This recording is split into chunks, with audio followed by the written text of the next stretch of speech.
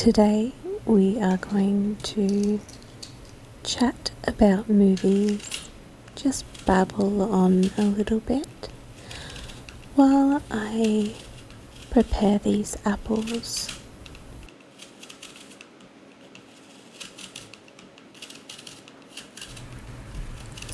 Let's start with my current 4 favourites on Letterboxd. All About Eve is a black and white film. It has meta commentary on how show business treats and exploits women, even the ones who think they are very shrewd and clever. In some ways, Margot Channing, played by the great Bette Davis, ends up in a happier situation by retiring from the stage before she can be shown out. Despite her great talent,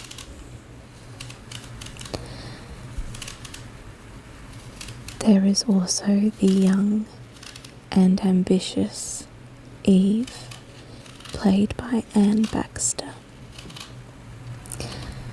We even have an early appearance from Marilyn Monroe, ironically playing a very beautiful but exploited hopeful who is likely to end up being used and abused before ever hitting the big time. Many wonderful actors round out the cast, but I want to pay particular homage to Thelma Ritter. She has played supporting roles in many well-known movies, and I always find her to be a spunky scene stealer. Try saying that a few times. Spunky scene stealer. I particularly enjoy her in Rear Window and her short but memorable scene in Miracle on 34th Street. In her 55 years of being active in show business, she received much acclaim. She won the Tony Award for Best Actress in a Musical in 1958 for New Girl in Town. She was also nominated for the Academy Award 6 times, tied with Deborah Kerr and Amy Adams. My next favourite is the Stephen King adaptation Misery, starring Kathy Bates as the dangerous Annie Wilkes, James Caan as writer Paul Sheldon. I also love supporting actor Richard Farnsworth.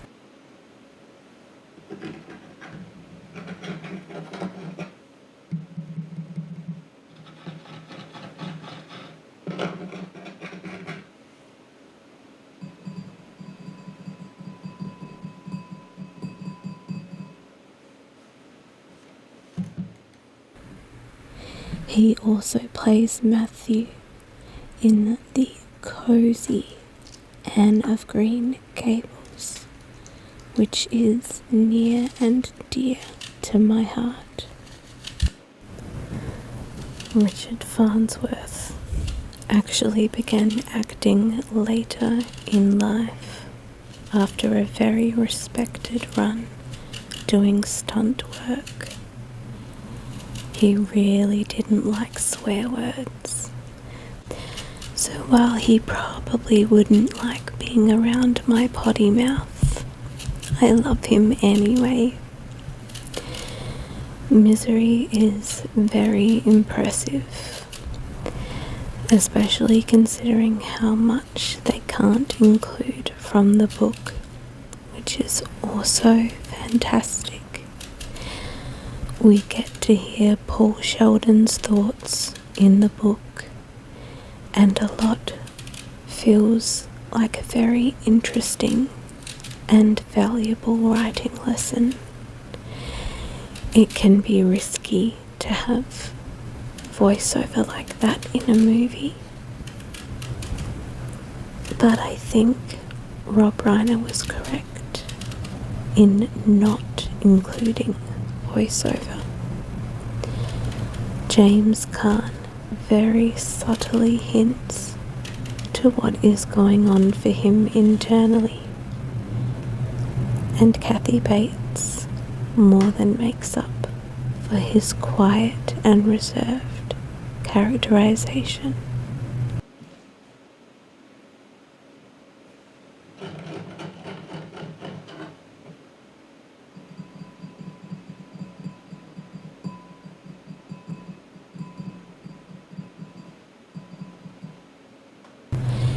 Kathy won the Academy Award for the role.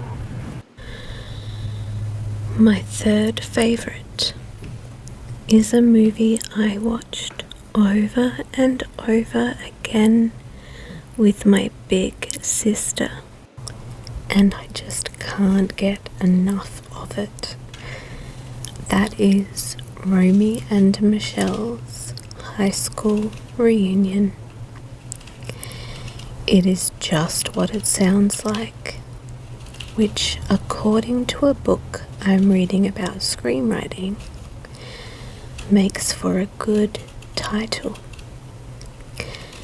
Best friends Romy, played by Mira Sorvino, and Michelle, played by Lisa Kudrow, discover via a chance run-in with outcast Heather Mooney, played by Janine Garofalo, that their high school is about to hold a 10-year reunion.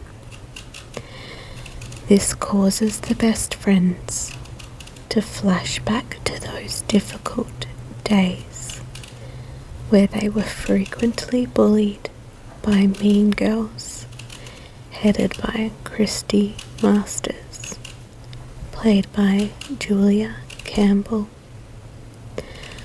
Romy at the time was unfortunately in love with Christy's boyfriend, and Michelle was being pursued by geek Sandy Frink, played by the lovely Ellen Cumming. The best friends decide their lives aren't impressive enough, so after attempting some changes that do not work out, they decide to pretend to be businesswomen, not just for the businesswomen special.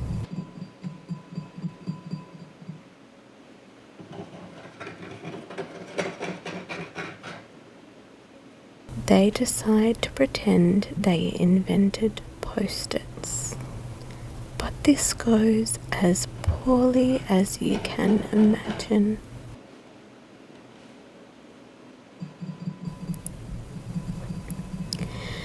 They eventually put their funky clothes back on, clothes that they designed together, confront the bullies, and completely turn around the night.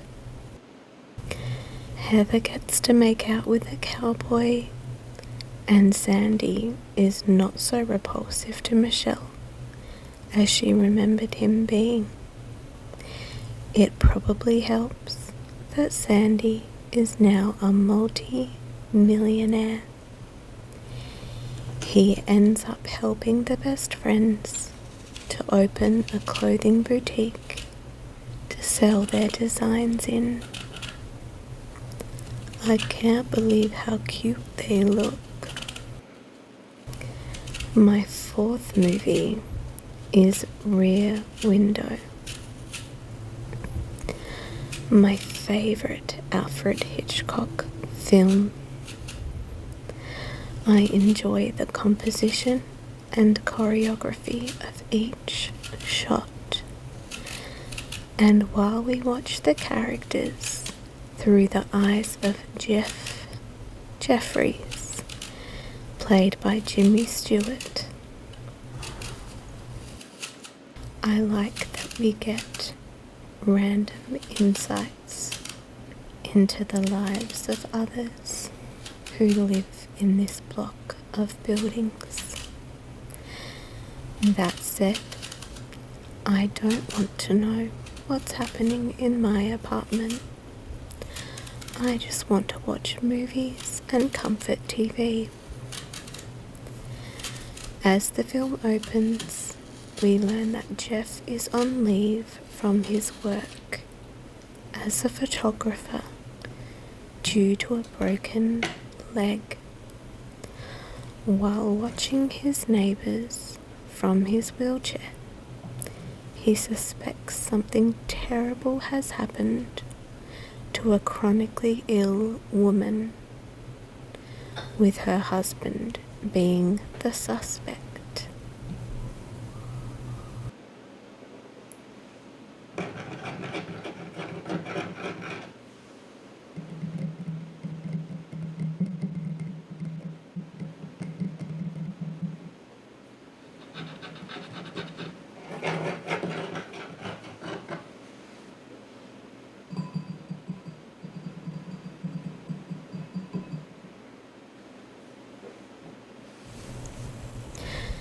Jeff raises the alarm with his girlfriend Lisa, played by Grace Kelly.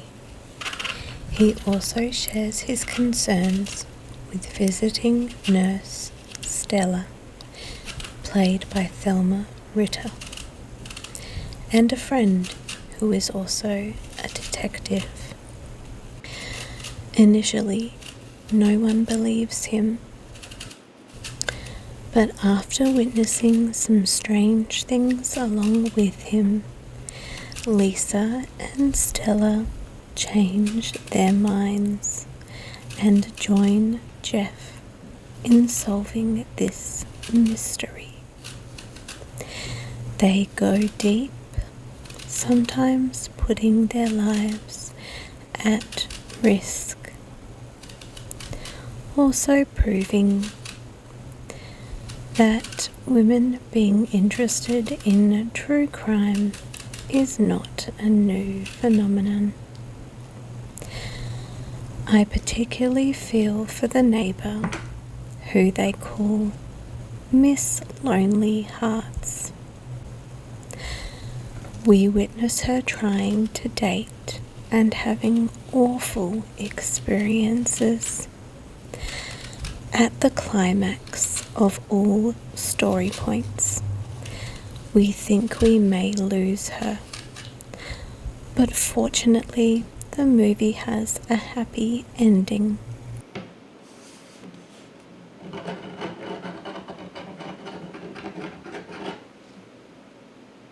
And the drama seems to bring people in the building closer.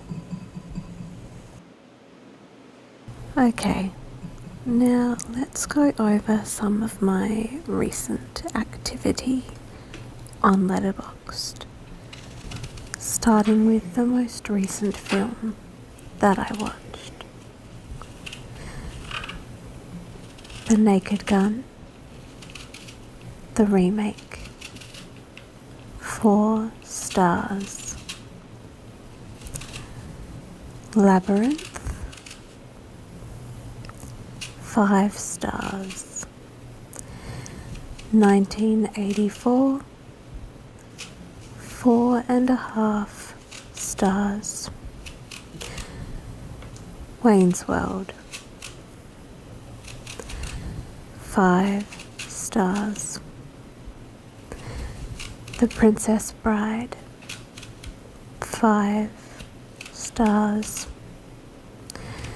Sinners, 5 stars. Plane going overhead. 1 star.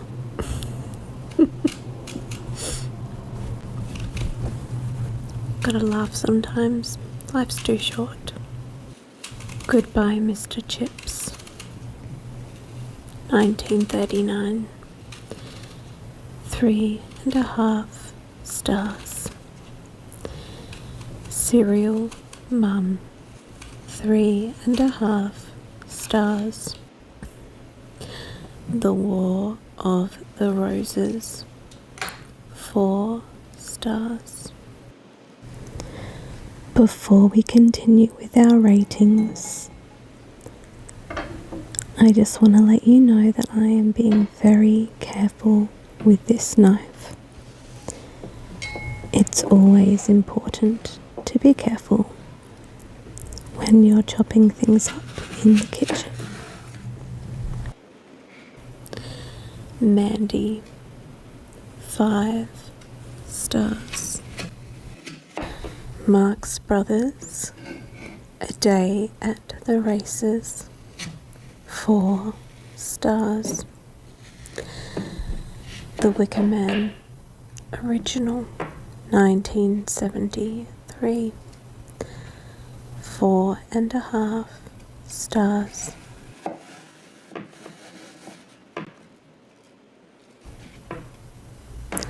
Marx Brothers, A Night at the Opera, 4 stars. The Birdcage, 5 stars.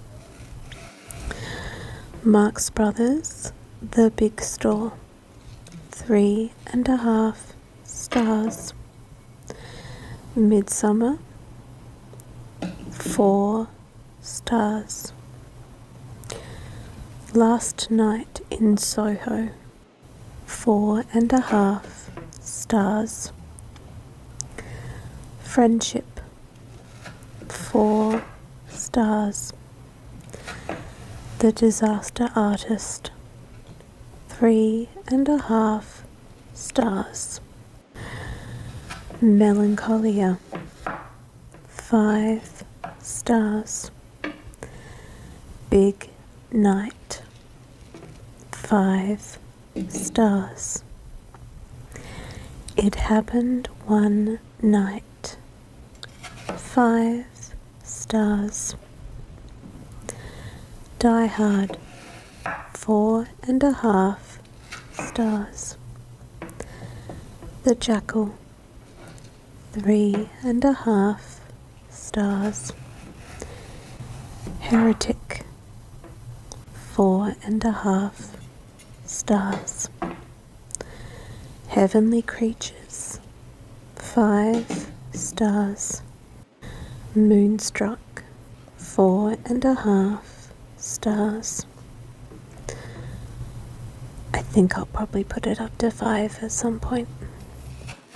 Drop Dead Gorgeous, 4.5 stars. Don't Look Now, 5 stars.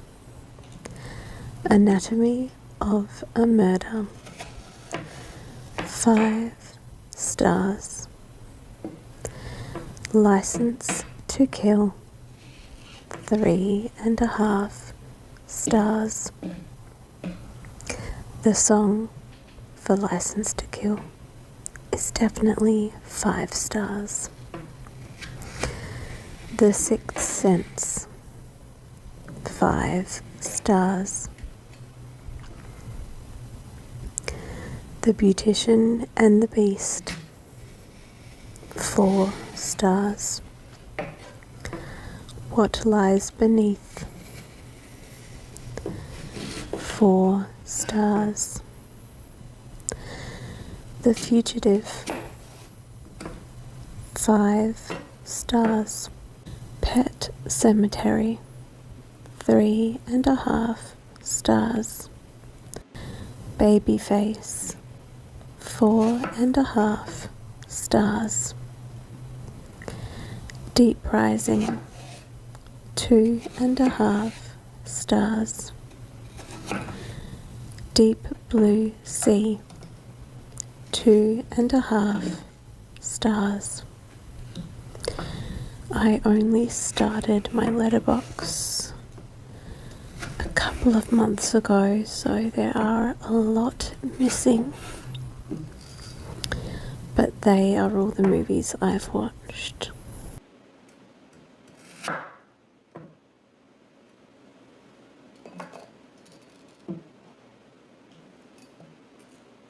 So next year, because I will be recording my movies from the start of the year, I suspect this will be a very long list. You might notice that a lot of these films are rated highly. I don't think this is necessarily because I go too easy on filmmakers.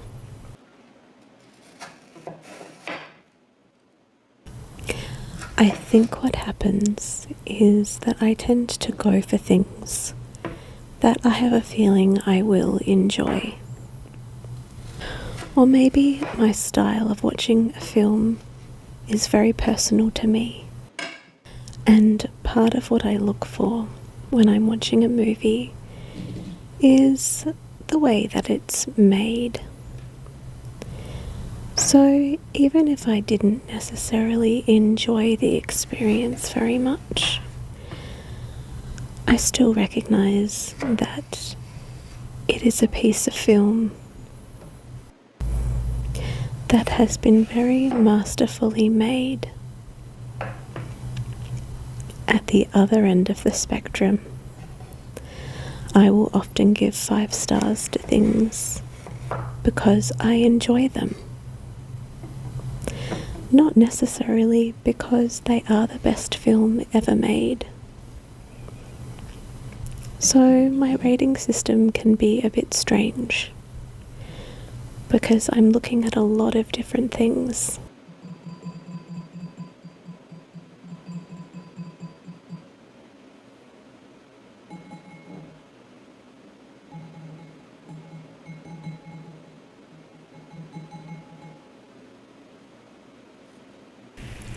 I currently have quite a few items on my watch list. There are a lot of movies I have missed over the years due to the way I was brought up.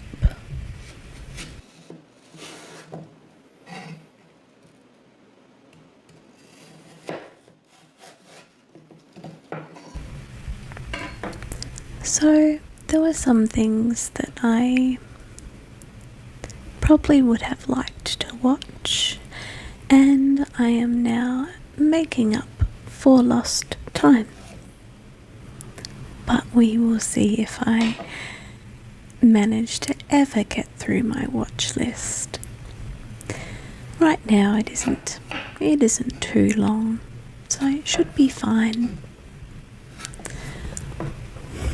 Okay, on my list so far we have The Lighthouse, 2019, Pearl, 2022, The Worst Person in the World, 2021, Fargo, 1996.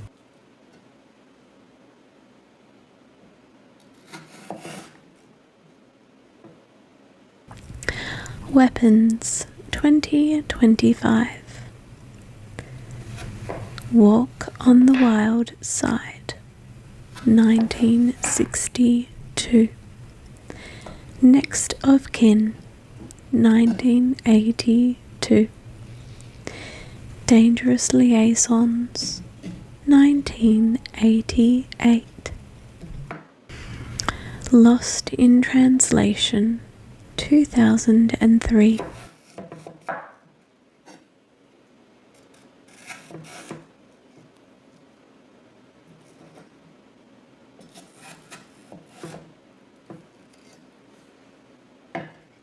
Best in Show 2000. White Palace 1990. Valley Girl 1983. Gaslight 1944. Clute 1971. The Shape of Water 2017. No Other Choice 2025. The Super Inframan 1975. Hamnet 2025. The Favourite 2018. Asteroid City 2023. Shaun of the Dead 2004.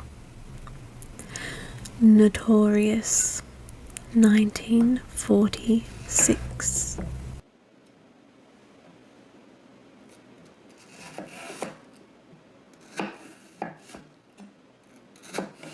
Bride of Frankenstein 1935. Invasion of the Body Snatchers 1978. Lion 2016.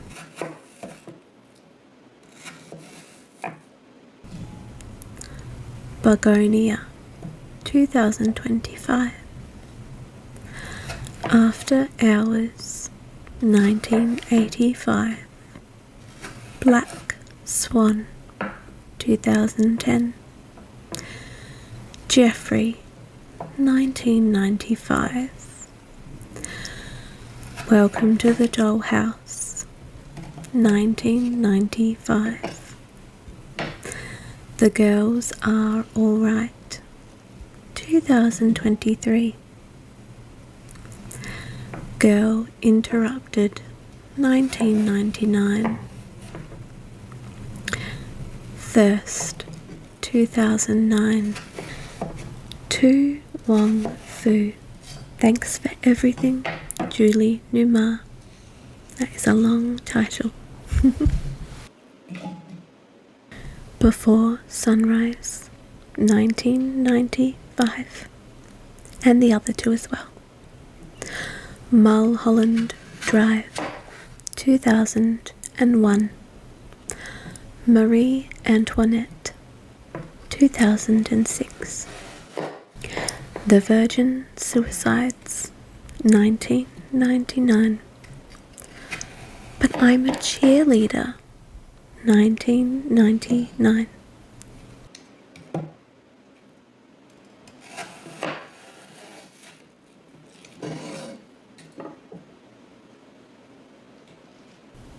The Joy Luck Club 1993. I have already seen this one. I have it on the list to remind me to rewatch. Marnie 1964.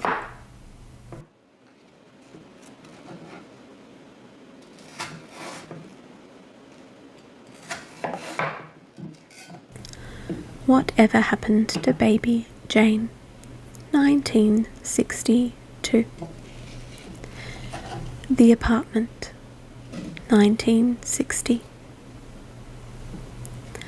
The Thing 1982. The Red Shoes 1948.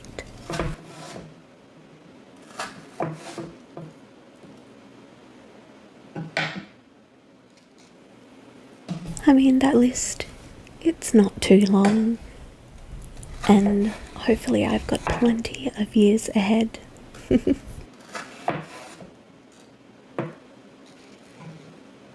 Even though I was limited somewhat in what I was able to watch in my earlier years, I did have a really good time. We did have a lot of family favourites that I remember watching over and over. Classics like E.T., the buddy movie Milo and Otis, Home Alone, the Marx Brothers movies. So many, I can't really recall too many right now.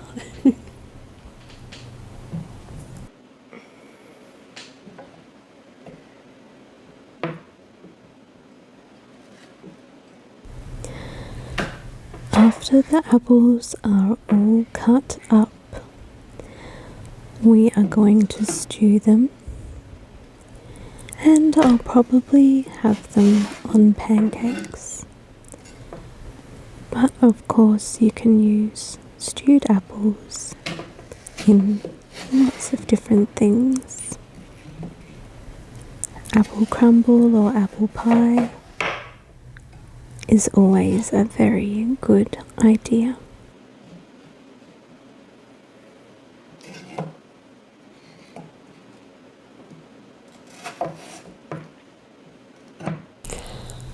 As you can see, I have put aside the peels and the little bits that I've cut off, including the apple cores.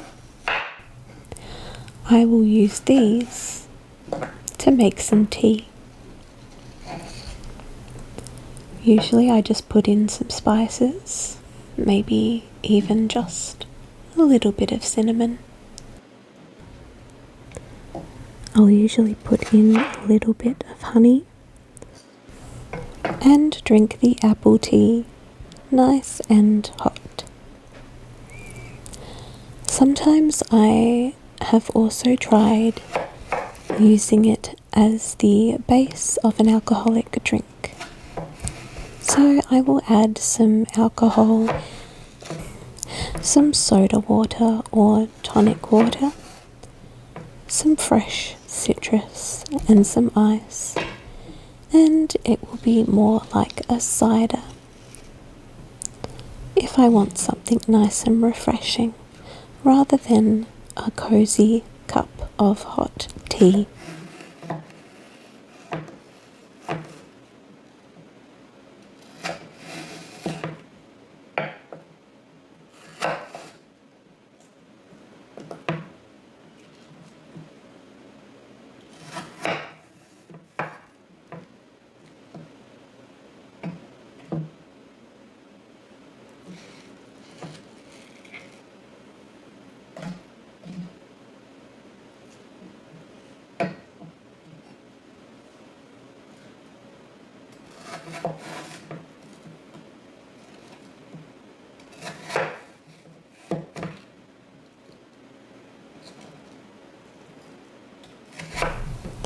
I mainly do it this way because I might as well.